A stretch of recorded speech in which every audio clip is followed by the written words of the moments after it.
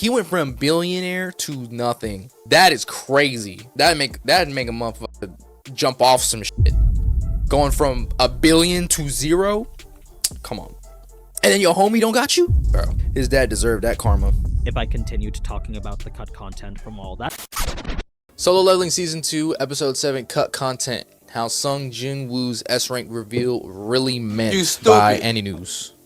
Where last episode a lot of the cut content was mainly Sung's approach to battle, here we have entire scenes ranging from a completely different outcome with Jinho and his father, all the way to Detective Beck, the full conflict with Lee Min-sung, and just a whole lot more with all the other side characters. The anime clearly chooses to focus on each of the main conflicts, but what it leaves behind in exchange is the development of everything else. I wouldn't say that's necessarily a bad thing, but it does lead to episodes like these seeming a little rushed. You can tell they're pushing forward purely with the intent of getting to the next conflict. So, where unlike in other episodes there'd only be minor Yeah, we starting to get into the Chimera Ant arc. We about to have that on Saturday. Details and scenes the anime could go without. In today's episode, there'll be a lot more substance. So stick around for everything the anime left out from the novel and manhwa. The 10th S-Rank Hunter, covering chapters 76 to 81 from the manhwa and chapters 92 to 100 from the web novel. This episode can be divided into multiple sections, each involving their own portions of cut content, so the first would have to be focused on Lee Min-sung. The anime just glosses over who he is and what he was planning, but the novel really goes deep into his character and impact on Sung's assessment day. Bro, he really did just look like a loser that just wanted some spotlight, and then that's all they did. They just showed him rolling up. People wanted to take pictures of him, and then Sung just outshined him, and that was it. That is literally all they did. I don't even know shit about this dude. So, to clarify just how popular Lee Min-sung was, he was often referred to as Asia's top superstar, an iconic actor known across the globe, making this a momentous occasion simply due to how popular he was. Like, it wouldn't be an exaggeration to say cameras all over the world were focused on him today. It's why he was in a car with the country's top news reporter, and it's also why the media was so eager to find out more from him. They all wanted to know his plans for once he became a hunter. For Lee, this was all a calculated move on his part though, since everything from the press conference all the way to tomorrow's headline was meticulously planned with the intent of making him look good. Even the guild he signed with was chosen solely with that purpose in mind. How does joining the Reapers Guild make him look good? Well, with the Reapers now just a shell of its former self, him joining painted the image he was willing to stand up for the underdogs. I had mentioned this in a couple episodes before, but the Reapers Guild always seemed to be getting the short end of the stick lately. Before, they were once the top guild in the country, but after Chairman Go orchestrated Beck's departure into his own guild, the Reapers had lost the status it once held so proudly. So Beck was the biggest one in their guild, and they lost him and went downhill. They should have been treating that man right. He wouldn't have left. That being the case, it was when Guildmaster Lim saw Beck and Choi fighting that he couldn't help but smile, since to him, he thought they were fighting over Lee. For once, it seemed like he wasn't losing out to them. That's like, Little what? did he know he was actually still 5 steps behind. That's its own separate conflict involving the guilds on a larger scale though, so to bring our focus back to Lee, he too couldn't help but smile thinking the guildmasters were fighting over him. It was enough to have him step out and begin preparations for the press conference. It was then that Sung would arrive himself, leading to a bit of confusion regarding all the commotion. What I mean is that Sung knew he could have avoided it just by using stealth or entering from the back.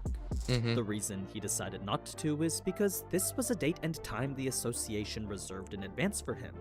He didn't feel like he should have to avoid the front just because all these reporters were here. He definitely didn't have to use the front door either, but it was just too easy to clear a path for himself. Shoving the reporters aside was no harder than moving a pillow. It was once Sung had gotten to the front that's when Lee's manager would step in to stop him. This confrontation didn't go down like how we saw. Boy, pluck him by the back of his shirt, flick him out of the way, bruh. The anime though, because in the novel the manager was a lot more aggressive. As a muscular D-rank hunter himself, the manager believed this to be an opportunity to embarrass what he thought was a normal person. He would shove Sung with quite a bit of force, fully intending to knock him over and even injure him. This didn't sit too well with Sung though, since if he was just a normal person trying to make their way through, then the amount of force the manager used would have injured him for sure. He could tell from the moment the manager made contact with him.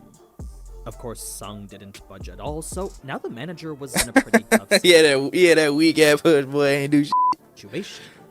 Like, Sung was weak ass. Get your hands off me, boy. emitting an aura that dictated not to mess with. He did that Madara whenever he got swatted with the fan by what's her name during the Shinobi Alliance War, and he was like, that's pretty much how he was feeling. But at the same time, the manager's boss was right behind him. This meant he could either concede, embarrass himself, and potentially lose his job, or double down, hold the line, and risk the consequences awaiting him.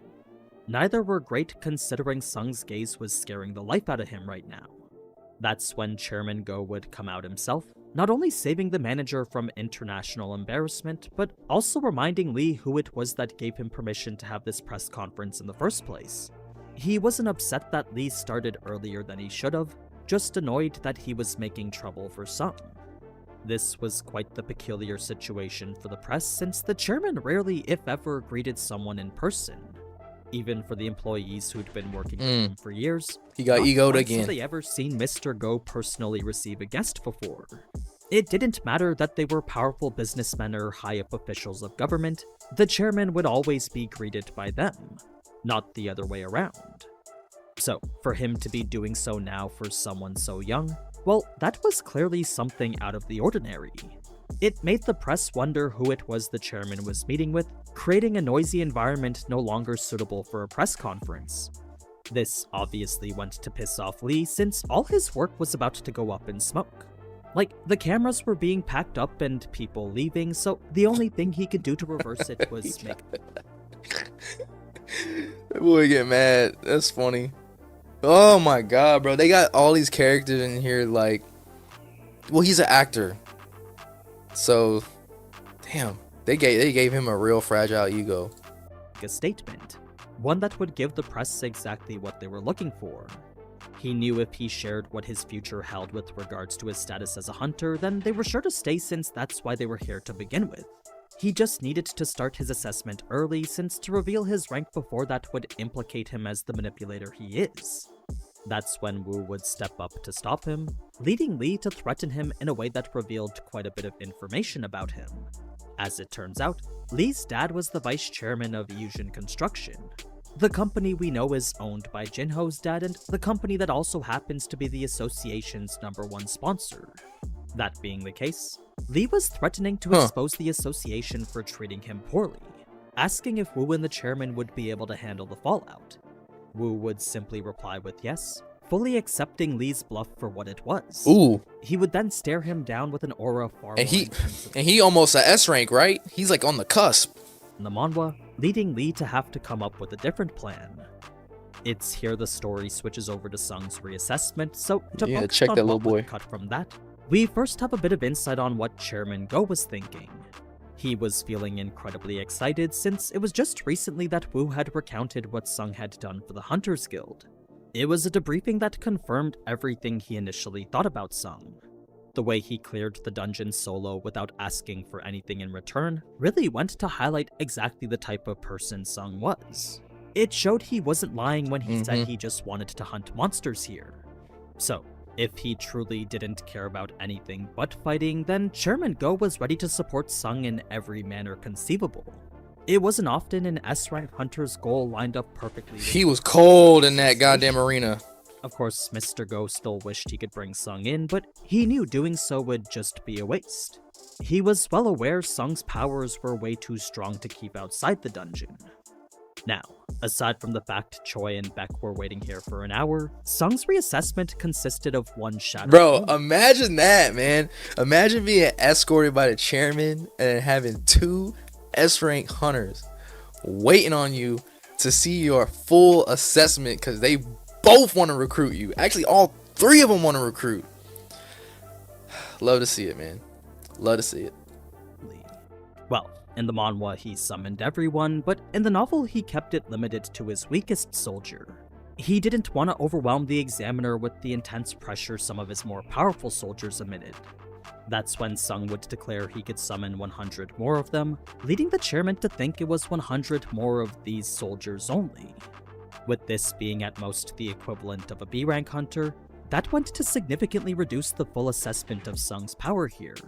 Sure, But bro, when you think about it, he is letting people know that they can see that he can summon 100 B ranks. Bro, 100 B ranks. Somebody in chat, let me know what is the equivalent of B ranks it would take to make up one A rank. And that's how many Jinwoo can do. Like, damn. As his bluff, clearly, you know what I mean? it still made him more powerful than the entire combat force of many large guilds currently out there, but that was assuming. Oh my bad, I was yapping. only He explained it. That went to significantly reduce the full assessment of Sung's power here. Sure, it still made him more powerful than the entire combat force of many large guilds currently out there, but Okay. that was assuming every one of his summons was only as strong as this soldier. It didn't take into account anyone else. So, Sung's power was still quite the mystery, but what the examiner saw was enough to classify him as a mage-type hunter.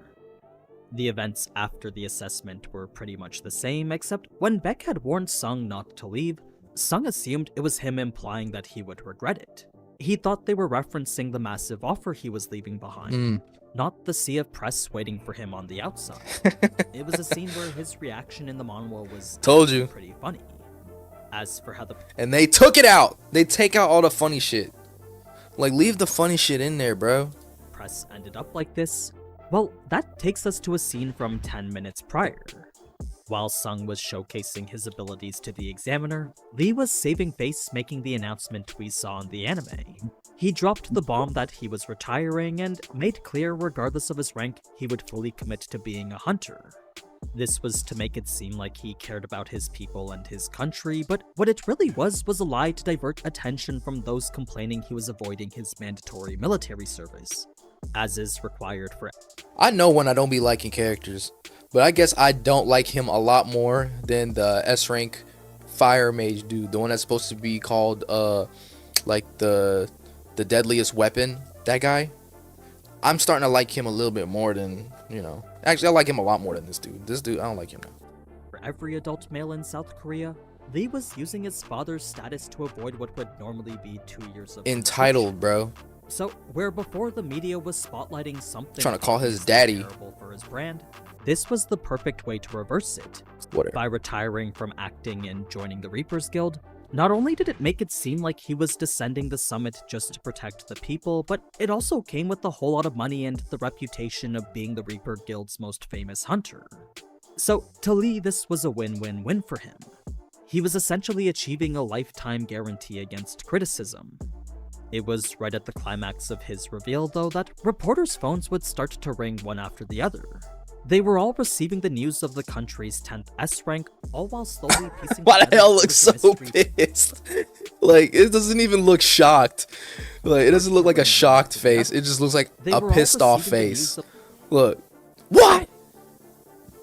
There can't be another one. You know, they're just pissed. They don't even look shocked. the country's 10th S rank, all while slowly piecing together it was the mystery person they saw earlier. As for how everyone Like an reacted outrage so quickly, rather than a it surprise. turns out the Hunter Association uses a dedicated app to deliver important information in real time. Usually, the app alerted users to the location of A-rank dungeons or gates close to a dungeon break, but today the app was used to confirm Sung's status as an S-rank hunter. It was updated the moment Sung's new license was made. So, knowing Sung was on the inside, the press was now trying to rush the building, all while Lee was stuck figuring out why no one was paying attention. Yo, lame ass boy. Lame ass boy. That is all the karma that was cooked up for him from being a spoiled ass little brat, bro. To get just egoed by Sung through an app. Through an app. Like, Sung didn't even do nothing, bro. He really did not do nothing. That app did it. That app really just took his clout. To him anymore. He had even tried talking to the reporter who was previously creating headlines for him, but all eyes were focused on Sung now. So that was the full extent of Lee's involvement here. It makes sense why the anime decided not to include everything about him, but if they did, it would have just served to add to the excitement. All he is a foil. 'Cause he just looked like a random Sung's character. That's it. That's all he looked like. Was still made clear with the abridged version we got in the anime. Now, the next major cut content comes in the form of Jinho's conversation with his father, because not only did the anime leave several important parts of it out, it also chose to adapt it differently. What I mean is that the outcome of this conversation wasn't the same as what we saw here. I gotta keep pausing.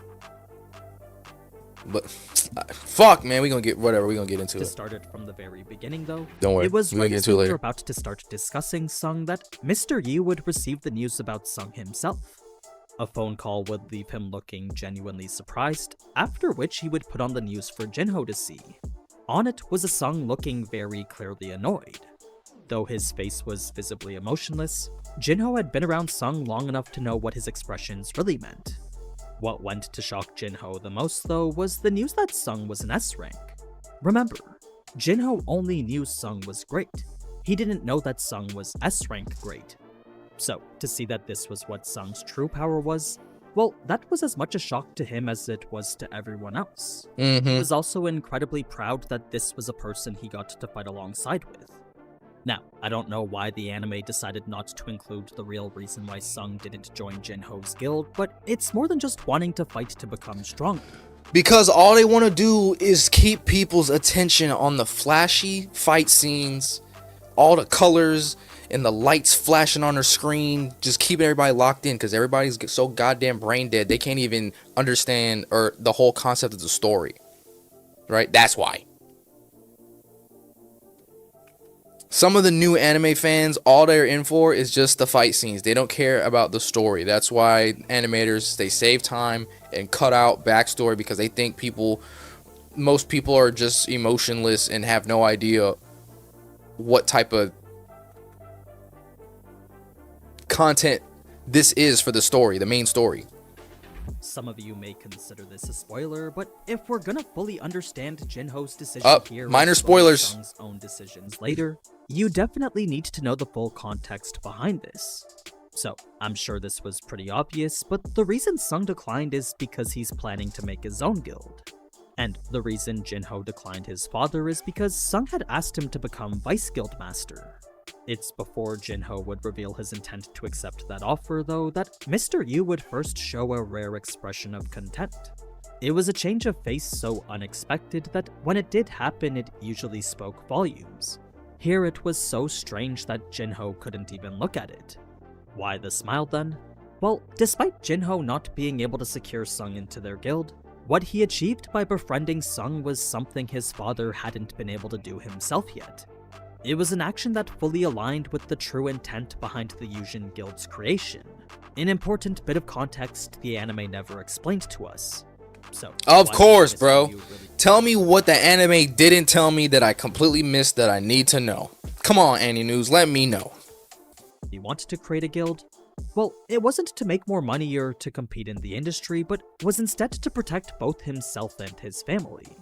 In a world where hunters were growing stronger by the day, to him it wasn't enough to rely on the rule of law or government anymore. I mean, with some hunters being as strong as an entire nation's military and others ruling like kings in certain smaller countries, it was only a matter of time before a new world order was formed. At least that's what it seemed like anyway.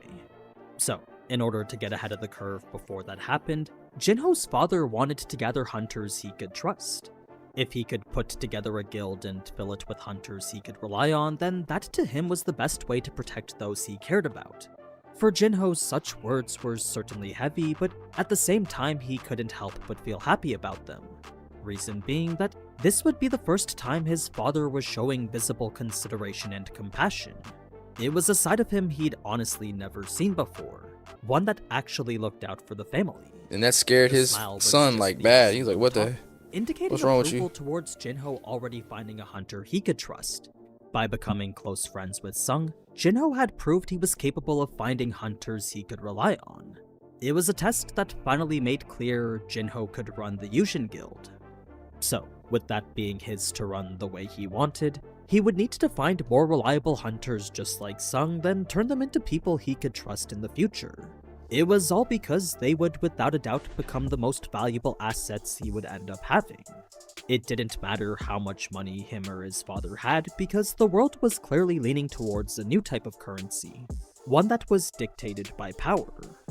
Now, this was certainly a happy moment for the both of them, but it wouldn't last long as Jinho had already decided to join another guild. Despite the Yujin Guild already having several S ranks in the final stages of negotiations, and despite it clearly being on the fast track to becoming the best and biggest guild in the entire country, Jinho was prepared to forego all of it for Sung. It was a decision his father was incredibly disappointed by. Nevertheless, Jinho was still happy since this was the decision he wanted to make. He had no regrets making it whatsoever. Such a decision I remember that. come with significant consequences though, because unlike how the anime states Jinho left on his own accord, his father had actually kicked him out and cancelled all his bank accounts. It's not like he Oh, hell nah, The bruh. apartment he did live in was owned. They did him dirty, dog. They have. Why he do him like that? He was smiling at him all happy and proud, and then he was like, you know what, son? Good luck on your own ventures with Sung. He's got so much money, you don't need any of ours. Even though I don't think he'll give you any. We froze all your bank accounts and took all your belongings. Owned by his father.